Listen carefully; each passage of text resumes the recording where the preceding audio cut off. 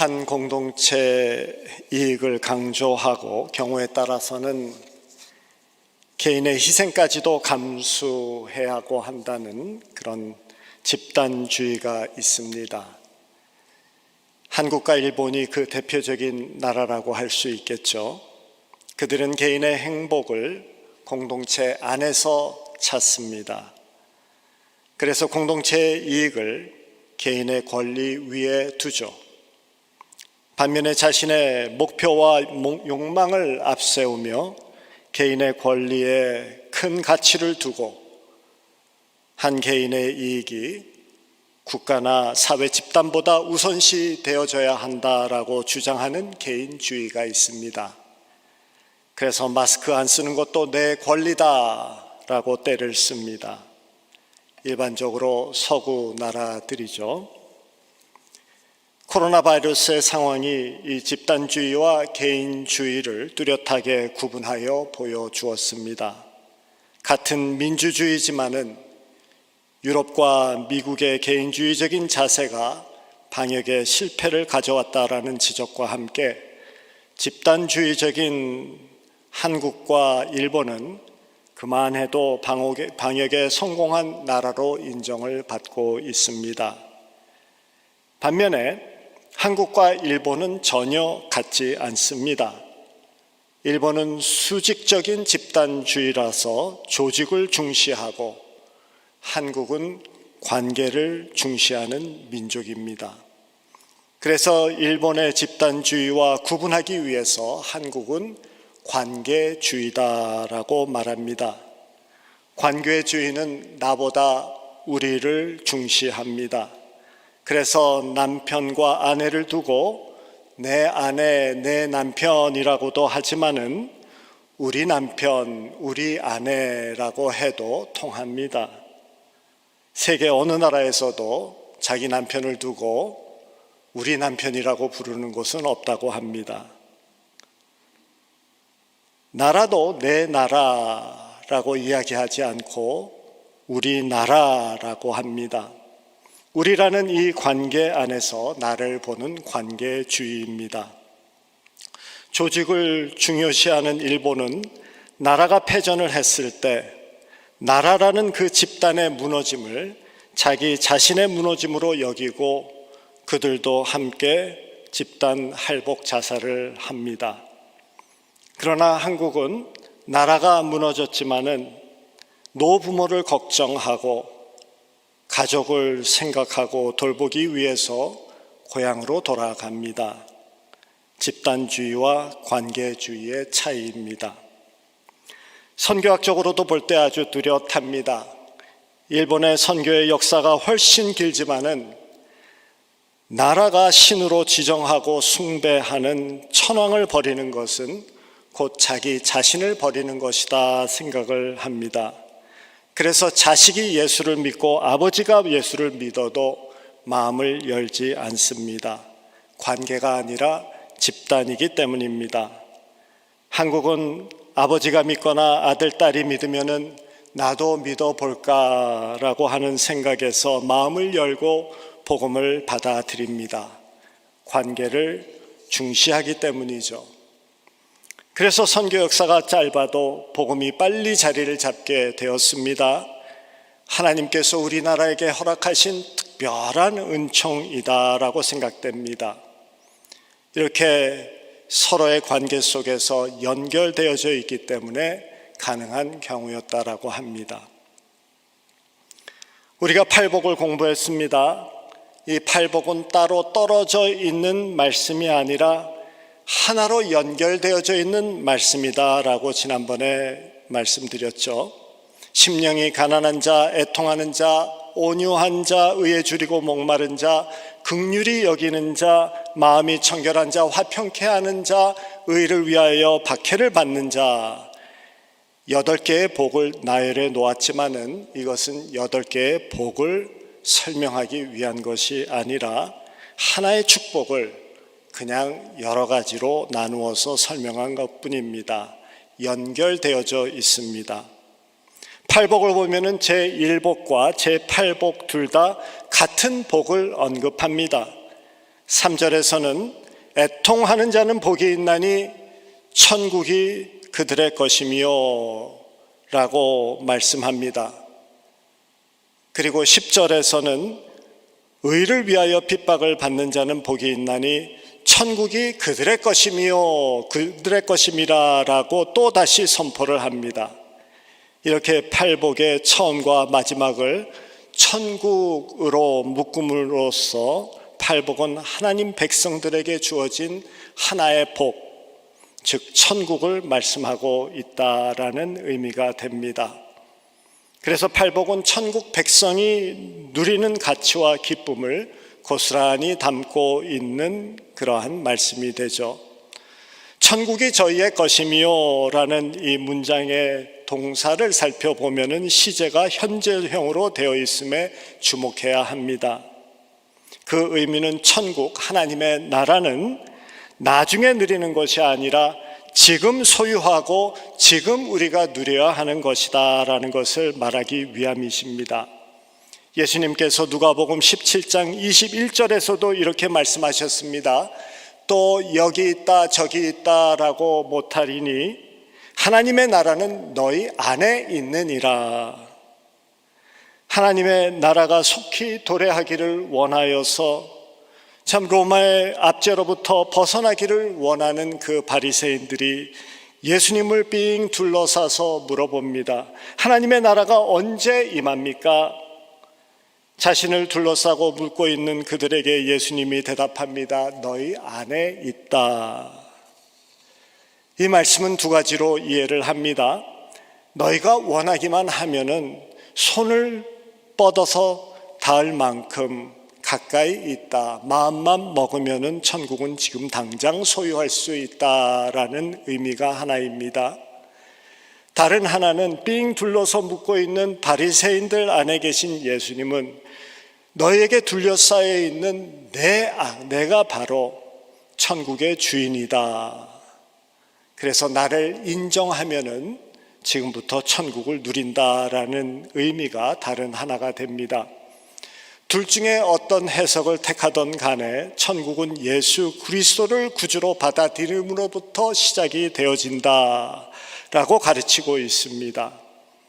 하나님의 나라는 어떤 먼 곳에 있는 장소가 아니라 죽은 후에 시작되어지는 것이 아니라 지금부터 시작되어지고 영원히 주님과 함께하는 누리고 살아가는 주님과 동행하며 주어지는 축복이다라고 말씀하고 있습니다.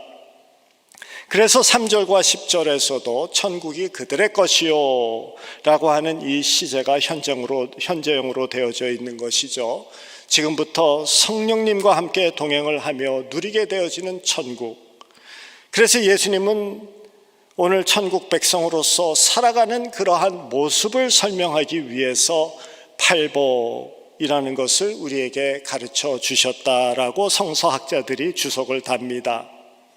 예수 그리스도의 장성한 분량까지 성장해 가면서 천국을 우리의 삶에서 이루면서 누리고 나누는 삶을 이야기하는 것이죠. 천국은 심령이 가난으로부터 시작이 되어집니다. 오래전에 설교로 말씀드렸지만은 이 가난은 완전히 비어진 가난을 이야기합니다. 노숙자의 가난입니다. 이 사람에게는 통장도 없고 냉장고도 비어 있습니다. 지갑도 비어 있고 자존심도 비어 있습니다. 자기가 할 수 없기에 남의 도움으로만 채워질 수 있는, 그래서 그 도움을 간절히 바라고 있는 가난을 말합니다. 그래서 심령이 가난한 자는 하나님 앞에서 정말 배고픈 자입니다. 그리고 하나님 아니면은 채워질 방법이 없음을 인정하고 주님만을 바라보는 그런 사람을 이야기하죠. 부자 청년이 예수께 와서 어떻게 하면 영생을 얻겠습니까? 라고 물었을 때 예수님께서 답하십니다. 너는 재산을 모두 팔아가지고 가난한 자에 나눠주고 그리고 나를 따라와라 라고 하셨죠. 예수님이 이 청년을 잘 알고 계셨던 것입니다. 아니, 이 청년이 아니라 우리 인간이 이렇다라는 것을 너무나도 잘 알고 계셨습니다. 인간은 물질이든 학벌이든 좀 자랑할 만하고 넉넉한 것이 있으면은 심령이 가난해지지 않습니다. 이만하면 살만하다라고 생각하는 사람은 일반적으로 주님을 찾기가 참 힘듭니다. 심한 어려움을 겪고 산산조각으로 깨어져서야 이제는 내 자신의 능력으로는 방법이 없다라는 이 고백이 있을 때야 주님 앞에 나오게 됩니다. 그런 자기 포기가 있는 사람, 그런 사람이 주님을 찾게 된다라는 인간임을 아셨기 때문에 주님께서 그 청년에게 말한 것이죠.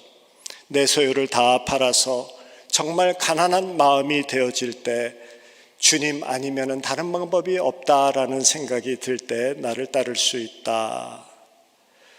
예수님은 청년에게 소유를 파는 것을 요구하신 것이 아니라 하나님만을 바라보는 가난한 마음을 요구하신 것이죠. 그래서 부다 청년이 떠날 때, 고민하면서 떠날 때 예수님이 말씀하십니다. 부자가 천국에 들어가는 것은 낙타가 바늘 귀에 들어오는 것 같이 힘들다. 세상에 힘이 있어서 마음이 든든한 사람은 하나님을 믿느니 내 주먹을 믿어라 라고 하며 하나님을 찾지 않게 되어질 것이기 때문입니다. 내가 왕이 되기를 원하는 것이죠.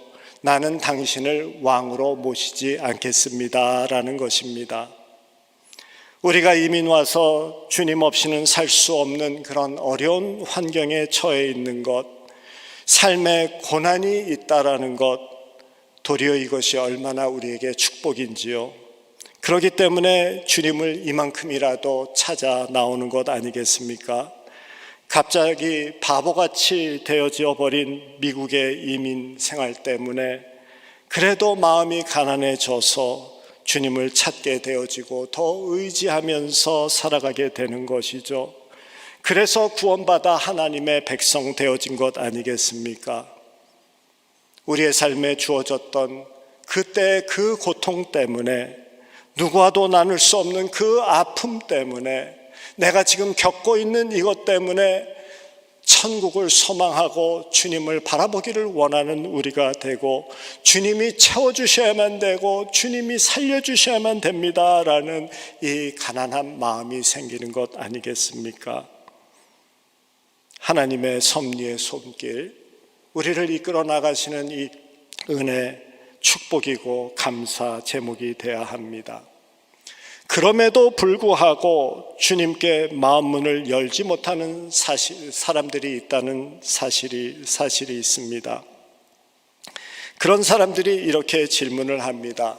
왜 꼭 예수를 믿어야만 천국에 들어갑니까? 정말 죄를 멀리하고 선하게 사는 그랬던 사람들, 정말 착하게 살려고 노력했던 그런 사람들, 법이 없어도 살 수 있는 그런 사람들, 선한 일을 많이 한 그런 사람들, 왜 그 사람들을 하나님이 거부하십니까? 그런 하나님이 어떻게 사랑의 하나님이 될 수 있습니까? 그 이유를 성경에서는 아주 확실하게 말씀해 주십니다. 예수 그리스도를 너의 주님으로 영접해야만 된다. 그것 이외에는 다른 방법이 없다라고 말씀해 주십니다. 요한복음 1장 12절 13절 말씀이죠.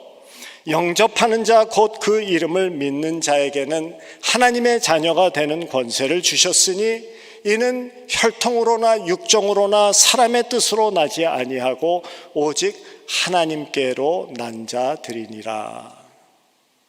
하나님 나라는 예수를 영접하는 자들만 들어가는 곳입니다. 사람의 혈통, 노력, 열심, 선함으로 들어가는 곳이 아니라 오직 하나님을 영접한 자들만 들어가는 곳이다 라고 말씀합니다. 왜냐하면 하나님이 주인 되어지시는 곳이기 때문이죠. 하나님이 통치하는 나라이기 때문입니다. 그 당시의 왕은 한 나라의 주인이었죠. 그래서 하나님이 주인 되시고 왕이 되어지시는 나라가 천국이라는 것입니다. 그리고 그 나라의 백성은 하나님을 왕으로 영접하고 모시는 자들이 있는 곳이죠. 어떤 사람이 아름답고 평화가 넘치는 한 성에 도착했다고 생각해 봅시다. 그 성에 들어가서 그 성의 백성으로 살기를 원합니다. 그래서 그 성 앞에서 성문을 지키는 병사에게 부탁을 합니다. 내가 이 성에서 살기를 원해요. 왕에게 말씀 좀 해주세요. 저는 정말 착하게 살았습니다. 선한 일도 많이 했습니다. 또 학식도 있어요. 돈도 꽤 벌었어요. 그러니 이 성에서 살 수 있는 백성 되도록 허락해 주십시오. 성문을 지키는 병사가 말하겠죠. 아, 당신이 그 유명한 아무개죠? 그런데 듣자 보니 당신은 이 성의 주인을 당신의 왕으로서 인정치 않는다라고 하네요. 당신은 당신이 왕이 되기를 원한다라고 합니다. 아무리 당신이 돈이 많아도 착하다 하더라도 남을 많이 도왔다 해도 이 성의 왕을 왕으로 인정치 않는 사람이 어떻게 이 성의 백성으로 될 수 있겠습니까? 이 백성이 되려면은 단 한 가지 조건, 왕을 왕으로 인정해야 합니다. 하나님 나라는 내가 세상에 살 때 착하게 살았습니다. 그리고 남에게 선한 일도 많이 베풀었습니다. 사실 교회를 어렸을 때부터 다녔어요. 내 집사람 교회 집사이고 나는 교회 직분자입니다 등등의 설명으로 들어가는 것이 아닙니다. 오직 한 가지, 영접하는 자라고 합니다. 예수 그리스도를 왕으로 인정하고 믿는 자라고 합니다. 한 왕국의 백성으로서 살려면은 그 나라의 왕을 왕으로 인정하지 않고는 그 나라의 백성이 될 수 없는 것이죠.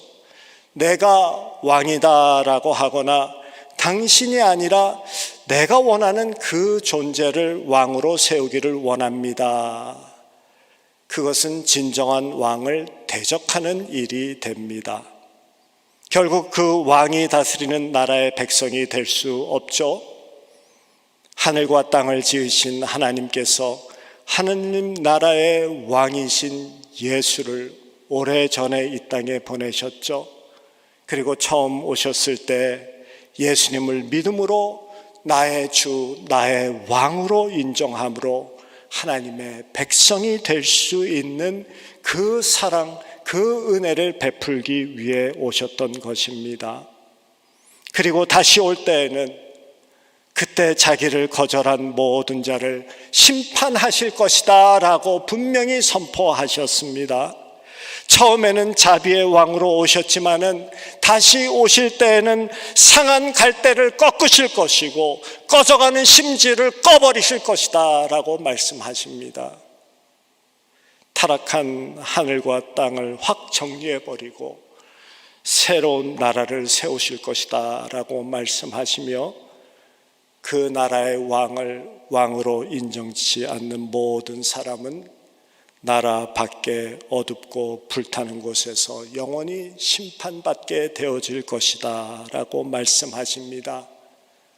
주님께서 다시 오실 때에는 그 나라 백성이 되기를 거절한 자, 예수님이 왕이심을 거절한 그들을 그 영원한 나라에 들어갈 수 없게 되어지고 영원히 슬피 울고 고통받는 그 날이 올 거다라고 우리에게 경고하셨습니다. 이 말씀을 듣는 여러분 중에서 지금이라도 우리 주 예수 그리스도를 왕으로 영접하시고 그 이름을 받아들이시기를 바랍니다.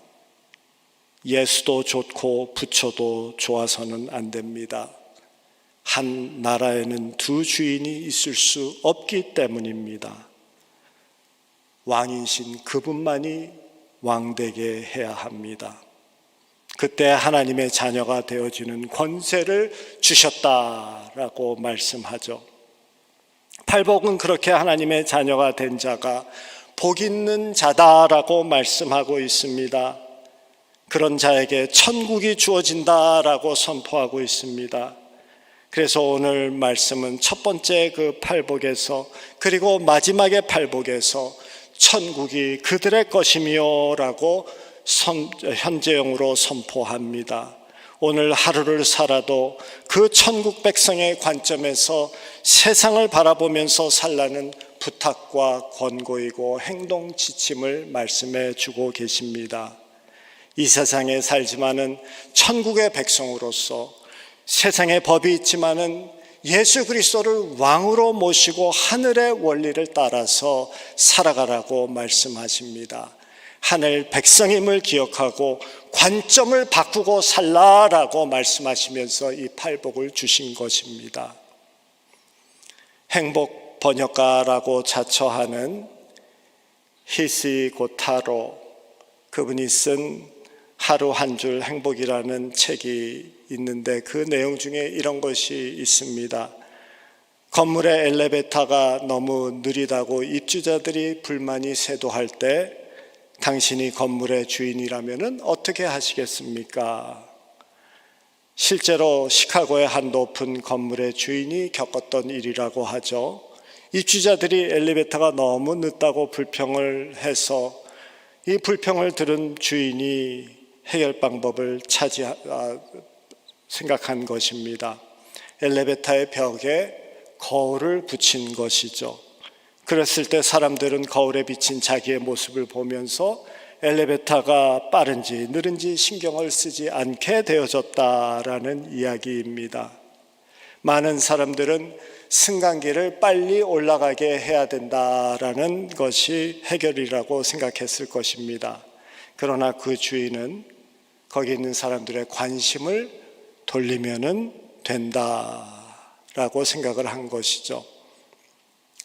예수님은 세상에 살고 있는 하늘의 백성에게 세상에서 겪는 일과 욕심으로 인하여서 불평, 불만, 그리고 걱정, 근심 이런 것으로 인생을 낭비하지 말라라고 말씀하시면서 하나님의 백성들은 관심의 초점을 바꾸어서 진정한 복이 무엇인지를 확인하고 천국의 백성으로 사는 그것을 축복으로 여기라라고 팔복을 말씀해 주십니다.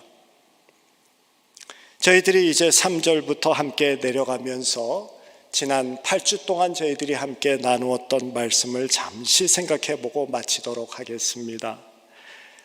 3절을 함께 읽도록 합니다. 3절 함께 읽겠습니다. 심령이 가난한 자는 복이 있나니, 제가 이렇게 잘 말씀드릴 때 다 따라서 말씀하세요. 다 같이 읽어주시기 바랍니다. 심령이 가난한 자는 복이 있나니 천국이 그들의 것이며, 하나님의 자녀로 택함받은 자는 심령이 가난함으로 인하여서 하나님의 도움과 은혜를 구하게 될 것이고 하나님으로부터 배가 부르게 될 것이기 때문에 십자가의 사랑을 받아들여서 예수 그리스도를 주로 영접하여 하늘 백성이 되는 복을 누리게 된다라는 것이죠. 이제 4절을 저희 함께 읽도록 하겠습니다.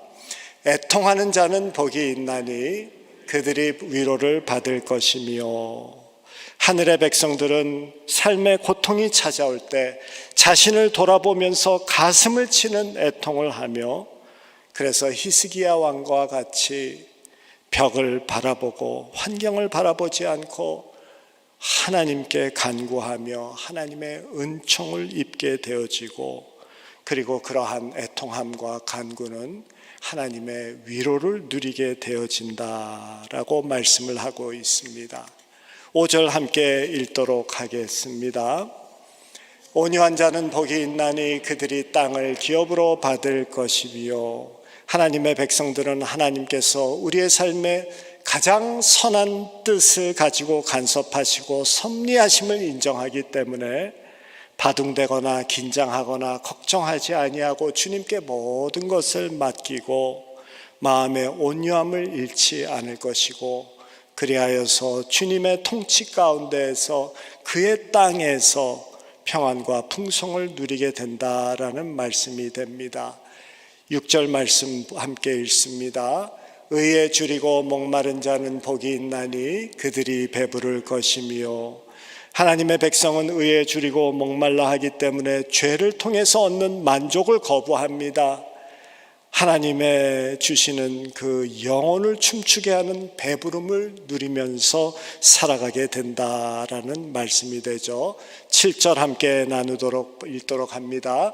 긍휼히 여기는 자는 복이 있나니 그들이 긍휼히 여김을 받을 것이며 하나님의 백성은 내가 받은 1만 달란트의 그 긍휼이 너무 크기 때문에 100데나리온의 긍휼을 베푸는 것 아무것도 생각하지 아니하고 마음에 큰 여유와 넉넉함을 가진 영적 부자로서 살아갈 수 있다라고 말씀합니다. 8절 함께 읽도록 합니다.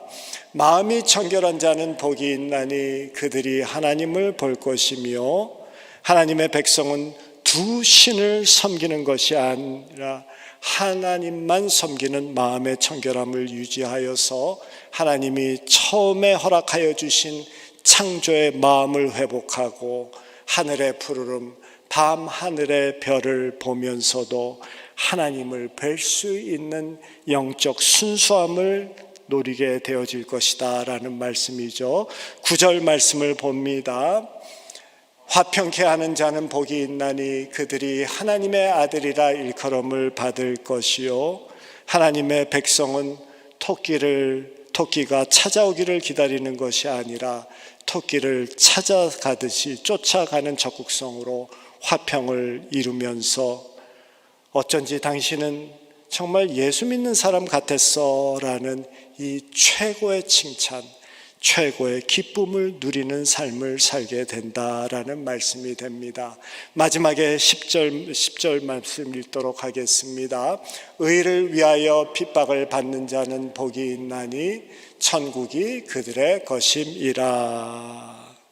하나님의 백성은 한 영혼을 위하여 고난의 길 비아 돌로로사를 십자가를 지고 걸어가셨던 예수님과 같이 복음을 전하기 위하여 한 영혼을 위하여서 십자가를 지고 가는 삶을 살고 그러한 삶에는 하나님의 하늘의 상이 있다라는 말씀을 하시는 것이죠. 이렇게 팔복 말씀은 천국이 저들의 것이며로 시작해서 천국이 저들의 것임이라로 마칩니다. 우리 가운데 천국이 있다라는 현재형입니다. 하나님의 백성으로서 오늘 삶을 하나님의 말씀과 성령의 권능 가운데 둔다면은 바로 이 천국이 내 삶에 지금 주어진다라는 말씀입니다.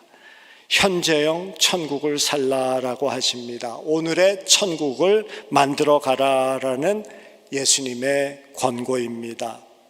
실제로 예수님께서 십자가에 돌아가시는 그날 오른쪽에 있었던 강도는 하나님 나라가 임할 때, 당신의 나라가 임할 때 그곳에 같이 있게 해 주십시오라는 부탁을 했습니다.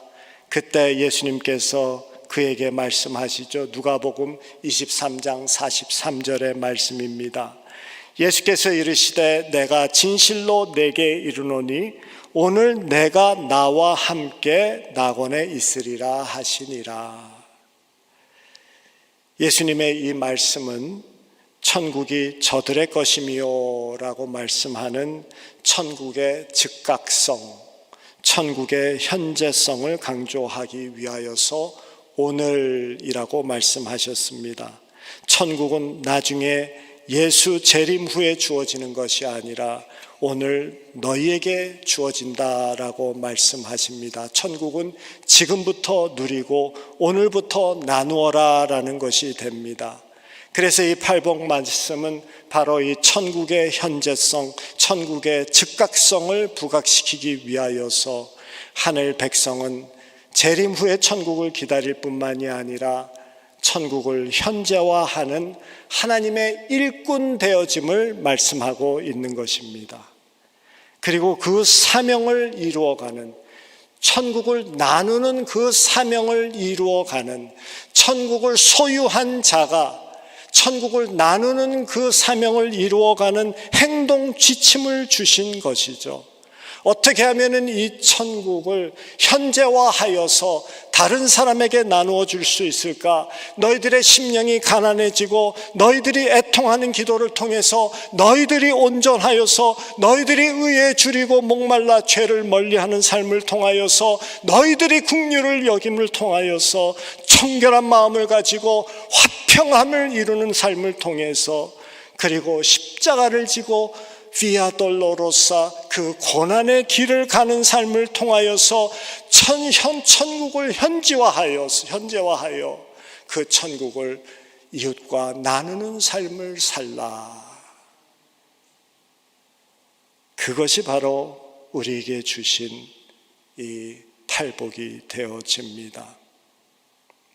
저 높은 곳을 향하여의 찬송과 같이 저 높은 곳을 향하여 날마다 나아갑니다. 날마다 천국을 향하여서 가는 그 행동 지침, 이것이 바로 팔복이 되어집니다. 그런 사람은 이렇게 기도할 것입니다. 우리의 마음을 붙들어 주시옵소서. 우리의 몸은 세상에 살지만 우리의 이 마음 늘 천국에 서 있게 해 주시옵소서. 천국을 향하게 해 주시고 그 빛과 사랑이 넘치는 천국을 오늘도 이루어 누리게 하시고 나누는 삶을 살게 하여 주시옵소서. 팔복의 말씀은 복 받으라가 아니라 하나님의 백성들은 가정에서나 교회에서나 사회에서나 천국을 현재화하는 사명을 가지고 복을 나누는 섬김의 삶을 살아야 된다라는 것을 가르치고 있습니다.